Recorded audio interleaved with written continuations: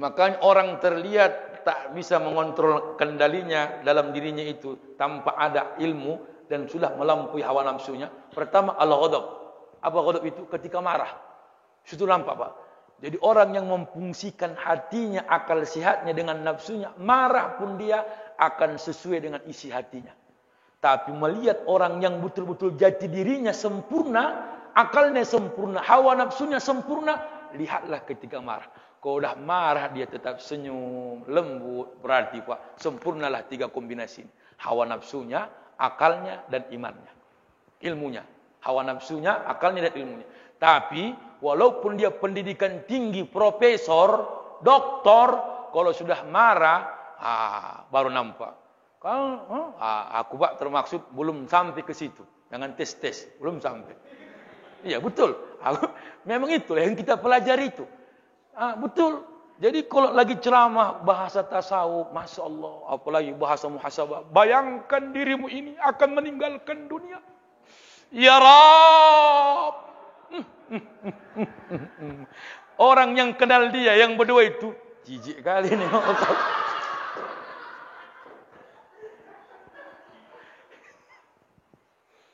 Betul. Jadi payah Pak, payah. Saya termaksud. Itu yang saya bilang tadi di pangkal. Semakin kita membaca, semakin kita menggali ilmu. Seperti lautan. Tak ada tepi. Jadi mana yang betul? Kok semua salah aku ya? Makin ku baca, makin ada yang aneh lagi. Makin ada yang baru lagi. Begitu dia Pak. Makanya fungsi orang melihat jati diri sebenarnya. Pertama itu yang marah. Kenapa? Disitulah berubah. Cara bicaranya. Cara dia memandang. Cara dia menyikapi. Kalau dia orang yang punya akal sehat, ya kan, menyikapi orang walaupun dia marahnya, dia tak akan berpaling.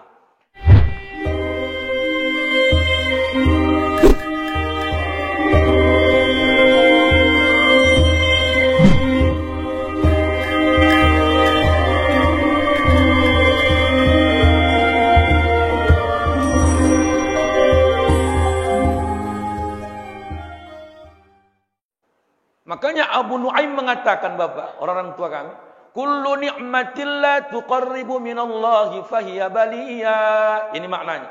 Setiap nikmat bertambah terhadap diri seorang hamba, tapi dia tak mendekatkan dirinya kepada Tuhannya, fahiya baliyah. Itu tipu daya Allah. Itu hanya satu celaka bagi si hamba yang menerima harta. Berapa banyak orang sekarang Pak berharta tak bisa mengamalkan harta. Coba kita cek antara harta dengan tingkatan ilmu. Dulu sebelum berharta, taatnya luar biasa kepada Allah. Hujan pun dia datang, pakai mantel, pakai payung. Dites Allah ini, dites. Begitu dia kaya, beli mobil. Ini Pak fungsi ilmu dengan harta. Coba kita tengok. Beli mobil, mobilnya baru di Dorsemir. Satu Dorsemir itu sekali masuk mobil 50.000. Turun hujan. Kalau akalnya berfungsi dengan ilmunya yang menjawab, hatinya yang menjalankan, dia rela kotor mobilnya asalkan sampai keluar dapat untuk sholat berjamaah. Tapi ketika sudah hartanya dengan akalnya di belakang, kok keluarkan mobilku baru koyak lagi 50.000, tak cocok nih, nggak datang. Memang betul Pak. Yang ketiga adalah wa mahabbatul alim dinun yuduna biha. Cinta terhadap ilmu agama, maka itu yang harus dipegang. Tapi cinta terhadap apa yang kita lakukan, maka cinta terhadap dunia, dia yang mengatur kita. Kalau kita cinta terhadap ilmu, ilmu itu yang mengatur kehidupan kita. Tak boleh begini, tak boleh begitu. Tapi kalau sudah harta, sudah masuk ke dalam lubuk hati kita, terlalu ambisi, harta itu yang mengatur kita. Mau kemana kau? Nah. Makanya Pak, ada ungkapan yang saya kutip dalam kitab Adabud Dunia juga. Apa kata beliau? Orang yang berharta tapi tak berakal, kan? Orang yang berharta tak berakal, samalah dia orang yang punya sendal tapi tak punya kaki. Kana lahu na'lun laisa lahu rizlun. Dia punya sendal tapi tak punya kaki. Orang yang berharta tak punya akal, orang seperti punya sendal tapi tak punya kaki. Ngerti maksudnya Pak? Ada hartanya, tapi tak berfungsi untuk dia dalam agamanya. Tapi orang yang punya harta, orang yang punya akal, walaupun tak berharta, samalah dia punya kaki walaupun tak punya sendal. Dalam maknanya. Apa maknanya? Walaupun kita berjalan tanpa alas kaki, kena duri, kena becek, kena paku, kena kaca, tapi sampai tujuan. Yang tadi, apa gunanya harta berlimpah, segunung melimpah bagaikan istana, tapi tak ada kaki. Seperti orang apa? Hartanya dilihatnya tapi tak dinikmatinya. Orang miskin, harta orang ditengoknya tapi tak bisa dinikmatinya. Tapi dia bisa berjalan sampai tujuannya. Indah itu, Pak. Oh, kau punya mobil, enggak apa-apalah. Ayah, apa gunanya kau punya mobil kalau tak pernah kau ke masjid? Apa gunanya kau punya rumah mewah tapi kau tak pernah solat? Biarlah aku menyewa tapi enggak tinggal solat 5 waktu. Itu fungsi akal dengan harta. Itu jawabannya siapa? Ilmu yang menjawab. Semakin dia menuntut ilmu, semakin dia tahu jawaban. Oh, hartaku ini tak cocok. Makanya ada ungkapan Hasan Basri. Apa kata beliau? Azabal lakatna Adam. Aku heran melihat kamu, kata wahai manusia, kata Hasan Basri. Apa alasan beliau? Tunfiqu fi sahwatika israfan wa bidara wa tabkhalu fi maradati rabbika bidirham sata'lamu ya laka maqamaka inda ghada. Apa artinya? Wahai anak Adam, kau menampahkan hartamu dalam hawa nafsumu dengan boros. Wah ini. Kalau kau menampakkan hartamu dengan hawa nafsumu, kau boros, berlebihan. Nah. Tapi aku heran, kenapa hartamu kau dapatkan dalam urusan ketuhananmu untuk mencari keridhaan Tuhanmu, kau pelit. Kan di sini tak dapat jawaban akal dengan harta, Pak. Ngerti, Pak? Ya, aku tengok agak menengok Bapak cuma 2 gendang ini. Antara tak paham atau memang enggak nyambung. Aku tengok semua. Ngerti, Pak? Saya ulangi, Pak, ya. Tunfiqu fi sahwatika israfan wa bidara. Kau mengimpakkan hartamu karena hawa nafsumu dengan berlebihan, boros. Kalau bahasa kita, Pak, kalau yang tak baik dia royal. Tapi untuk urusan ridho Allah kau pelit. Kan heran Hasan Basri. Contoh lebih enak. Kalau ada di sini penyambutan tahun baru, pergantian tahun baru Masehi, semua orang kaya yang tak punya akal tunjuk tangan. Dari aku keyboard, dari aku terata, dari aku aqua. Itulah namanya kau habiskan hartamu karena hawa nafsumu dengan boros. Tapi ketika ada BKI meminta sumbangan untuk maulid, Isra Mikraj, tahun baru Islam, kau merasa paling pelit. Karena apa? Jawaban hawa nafsumu tak bisa kau kendalikan dengan ilmumu. Ini realita nih, Pak. Maka jangan heran preman kelas kakap di luar sana royal, semua mau dibayarnya. Apalagi duduk di kedai kopi. Oh, datanglah kawan, ketua. Jadilah itu. Kau udah kayak gitu ketuanya cepet limpul itu. Kalau pendek limpul, ketua limpul. Tapi kok ketua cepet limpul itu. Itu contohnya. Tapi kalau kumpul, mohon maaf, siapa di sini, Pak, yang sering meminta sumbangan ke masjid-masjid, ke rumah-rumah? Perhatikanlah, yang rumahnya besar, kadang-kadang tak cocok awak rasa yang dia kasih. Awak tengok rumahnya, mobilnya parkir, orang yang menerima sumbangan itu, yang parah lah kawan. Berapa, Pak? Goceng, aduh. Nah, itulah yang dibilang tadi itu, ilmu hidup, karena ilmumu maka dia yang mengatur jalan hidupmu. Tapi kalau terlalu banyak harta yang mendominasi hidupmu, maka harta itu yang menghancurkan. Jadi 2 gendangnya, Pak. Bukan tak boleh kita mencari harta, tapi carilah harta yang bisa menunjukkan kualitas ridho Tuhanmu. Makanya coba kita ingat ini, Pak. Nanti kalau sudah diapakan nanti selesai ceramah, dihafal nanti doa ini, Pak. Nabi Ibrahim berdoa, luar biasa doanya. Allahumma aghnini bi iftiqari ilaika wa la tafqirni bi istighnai anka. Itu doa.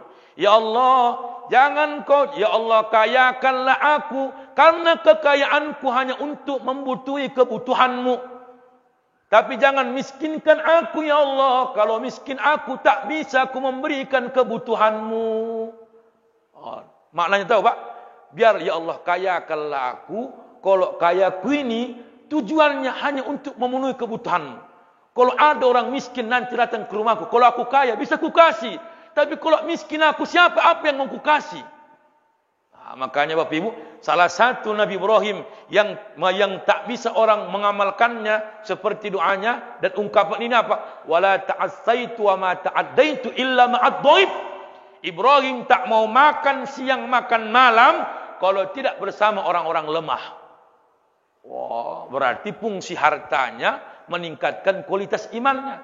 Yang kita kaji tadi itu, kalau harta dan ilmunya rendah, kualitas hartanya tinggi, maka harta itu yang menjerumuskan dia. Ketika dia ilmunya mendominasi, hartanya walau tak ada, maka ilmu ini yang menenangkan jiwanya. Ada satu ungkapan Bapak Ibu. Ya, salah satu ini saya kutip ungkapan ini dalam kitab Fiqhun Nafis yang ditulis al-Imam Ibrahim bin Muhammad. Kata beliau, kenapa orang yang ahli sufi, ahli tasawuf, waliullah, tak ada yang kaya? Beda sekarang Pak. Sekarang ustaz banyak kaya-kaya. Ustaz, kiai, ulama.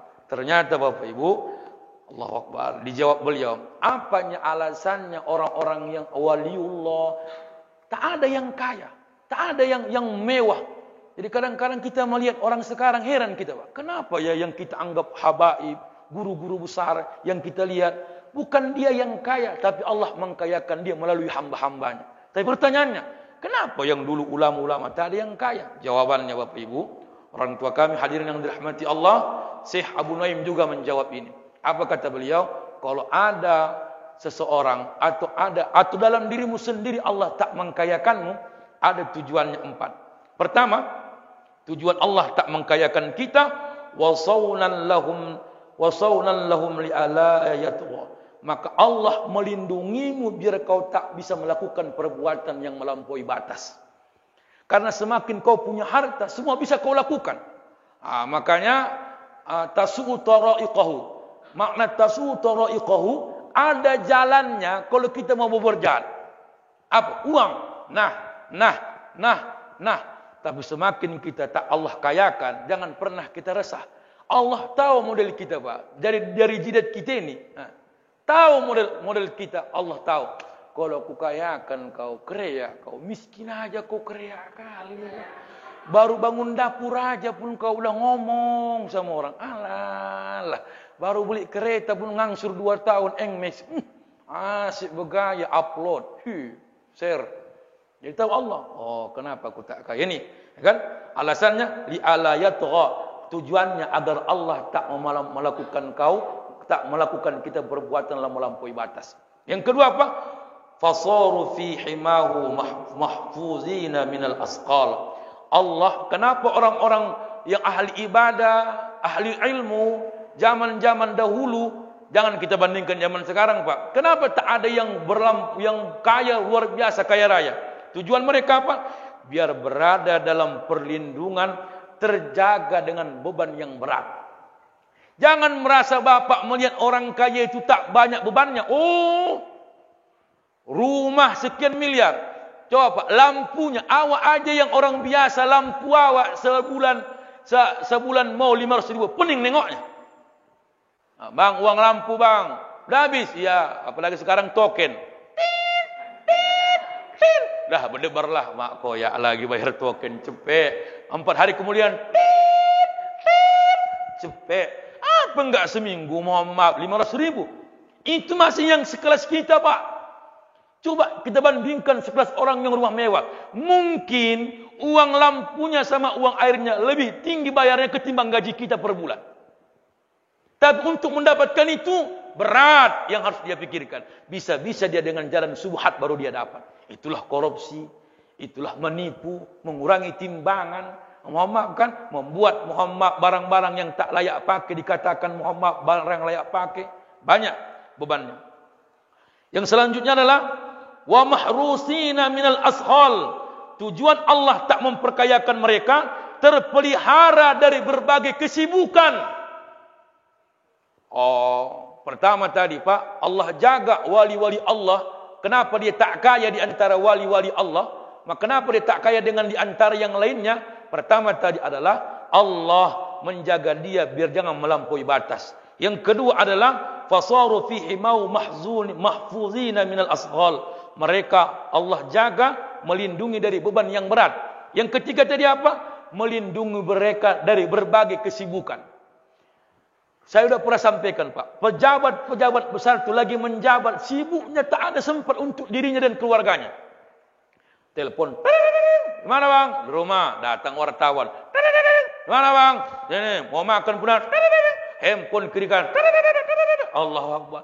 Begitu Muhammad tak punya kesibukan dia resah. Berarti dia tak menikmati ketika Allah berikan kelapangan dalam menunjang keimanan. Makanya kalau sekarang, Pak, Ustaz, awak macam mana mau sibuk, Ustaz? Dari dulu pun tak sibuk. Nah, memang enggak ada yang disibukkannya, tapi ada kerjaannya. Sibuk mengurus orang. Itu pula memang. Ada itu. Dia bukan orang sibuk. Dia kenal, tapi sibuk mengurus urusan orang. Semua mau diurusnya. Mohon maaf. Yang selanjutnya adalah wala tujhiluhum amwal. Dia tak dipusingkan dengan berbagai harta. Wala tataghayyaru alaihimul ahwal, dan kondisi spiritualnya tidak berubah. Itu dia, Pak. Maka tujuan orang-orang dahulu ahli ibadah tak kaya, fungsinya Allah buat mereka begitu. Itulah tadi itu. Kalau semakin banyak hartanya, enggak ada waktunya membuat dekat dengan Allah. Makanya hadirin yang dirahmati Allah, itulah fungsi harta, antara ilmu, harta, dan hawa nafsu. Yang selanjutnya adalah ada fungsi harta, ilmu, hawa nafsu dalam diri. Ini Pak, apa itu? Pertama adalah sisa usia Allah berikan. Kalau kita mengambil iktibar, semakin kita berjalan, semakin berkurang jatah yang ditentukan. Di mana dapatnya ini? Kalau dia orang yang mempunyai akal, maka akan dimanfaatkan sisa usianya hari ini. Maka orang yang bertambah usianya, menurut akal kita, dia sehat, bahagia. Padahal menurut kajian hakikatnya, bertambah bilangan usianya. Yang perlu ditakutkan kalau melalui fungsi akal, bisakah kita menjamin bertambah amal ibadah kita? Makanya kalau ada orang meninggal waktu kecil, kalau akal yang menjawab, kalau ada orang meninggal usia muda, kalau akal yang menjawab, kita ngomong, mudah-mudah kali yang meninggal ini ya. Semalam itu biar tahu 25, nggak ada penyakit, sehat-sehat, naik kereta, udah di klekson apa kereta api, nyebrang dia, pecah kepalanya, mati. Kalau akal, kalau akal menjawab yang tanpa ada iman, betul. Tapi kalau akal dikombinasikan dengan ilmu pengetahuan, dia senang meninggal dunia di usia mudanya. Kenapa? Terhentilah dosanya di saat itu dia Allah wafatkan. Kita semakin bertambah usia, semakin bertambah pula pertanggungjawaban kita di hadapan Allah dengan usia kita. Tapi kalau akal itu dijawab dengan pengetahuan serta iman, maka kita bersyukur, bertambah usia, bertambah iman. Kitalah orang yang paling beruntung ketika Allah pandaikan di antara usia hamba-hambanya. Maka Ali bin Abi Thalib mengatakan, aku tak pengen mati usia kecil. Apa alasannya? Karena kalau meninggal aku di usia kecil, aku tak menikmati bagaimana mengenal Allah dalam hidupku. Masya Allah. Itu fungsi apa? Ilmu dan akal. Tapi kalau hawa nafsu, aduh sayang kali ya. Semua muda. Gadis pula, gadis. Sayang rasanya gadis. Mati bunuh diri.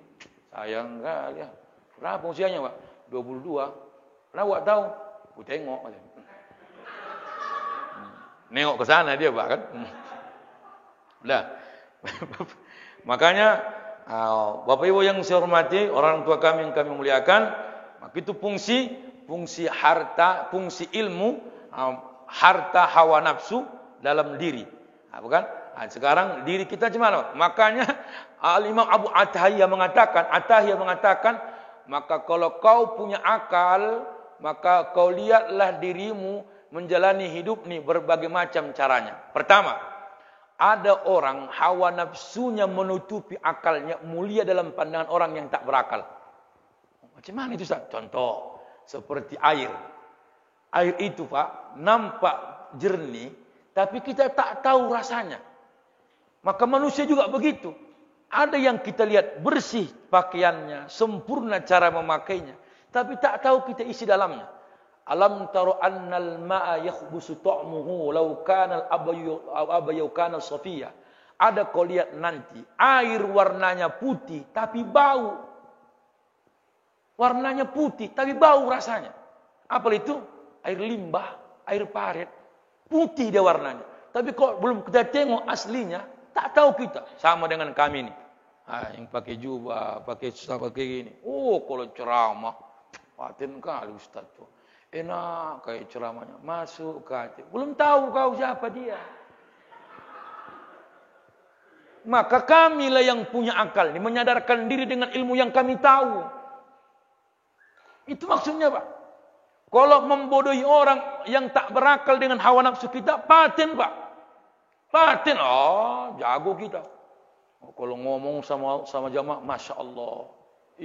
Subhanallah. Tapi ngomong sama orang, nggak ada otak kau, kurang ajar.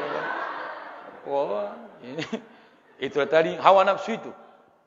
Makanya orang terlihat tak bisa mengontrol kendalinya dalam dirinya itu tanpa ada ilmu dan sudah melampaui hawa nafsunya. Pertama, al-ghadab. Apa ghadab itu? Ketika marah. Itu nampak, Pak.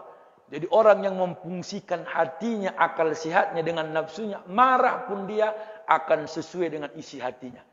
Tapi melihat orang yang betul-betul jati dirinya sempurna, akalnya sempurna, hawa nafsunya sempurna, lihatlah ketika marah. Kalau dah marah dia tetap senyum, lembut, berarti Pak, sempurnalah 3 kombinasi. Hawa nafsunya, akalnya, dan imannya. Ilmunya. Hawa nafsunya, akalnya, dan ilmunya. Tapi, walaupun dia pendidikan tinggi, profesor, doktor, kalau sudah marah, baru nampak. Kalau aku Pak termaksud belum sampai ke situ. Jangan tes, belum sampai. Iya, betul. Memang itulah yang kita pelajari itu. Betul. Jadi kalau lagi ceramah bahasa tasawuf, Masya Allah, apalagi bahasa muhasabah, bayangkan dirimu ini akan meninggalkan dunia. Ya Rab. Orang yang kenal dia, yang berdua itu, jijik kali ini.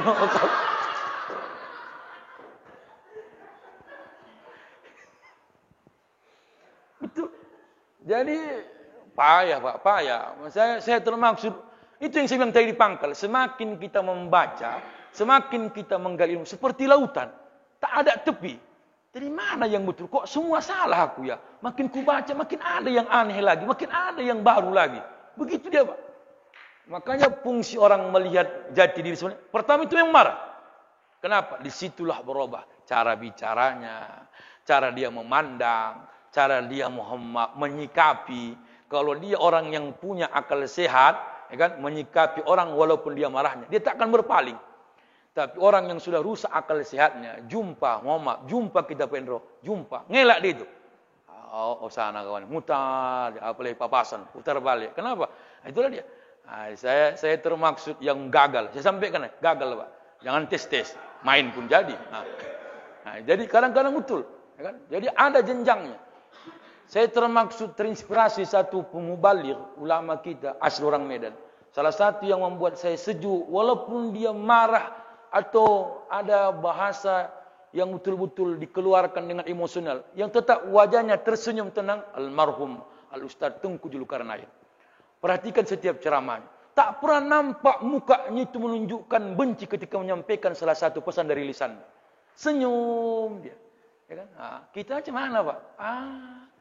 Wow itu.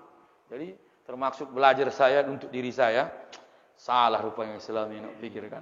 Jadi ada ilmunya tak bisa dilakukan, maka itu akan menghancurkan. Kalau bahasa kerennya, kau hafal semua teori, tapi apa? Reaksinya tak berfungsi. Teorinya, jangan marah. Kalau marah berwudu. Kalau enggak udah berwudu, enggak hilang, berbaring. Awak yang menyampaikan itu, jangankan berwudu, belum wudu udah awak banting dia.